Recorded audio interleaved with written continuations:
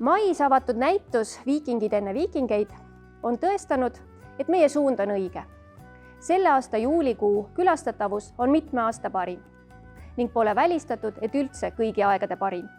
Seega tasub muuseumisse ja kultuuriettevõtlusesse investeerida. See on majanduse üks vedureid. Ma arvan, et minu väide, et muuseum annab jõudu kogu Saaremaa turismisektorile, pole enesekiitmine. Näitusel Viikingid enne viikingeid saab heita pilgu viikingisõdalaste ellu. Millalgi aastal 750 toimus Saaremaal, tänapäeva Salmeküla lähedal, verine ja julm lahing, milles langenud Skandinaavia sõjamehed maeti mererannal 2 laeva.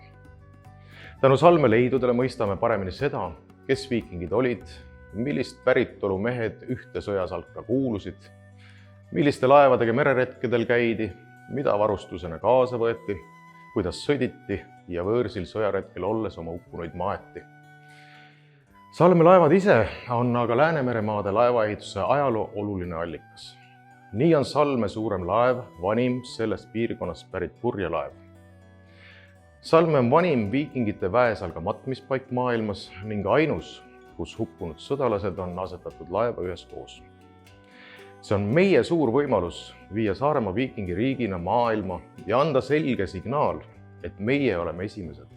Oleme toonud viikingaja alguse 50 aastat varasemaks. Meil on selle piirkonna vanim purjelaev, meil on vanim väesalga matmispaik, meil on viikingid enne viikingeid.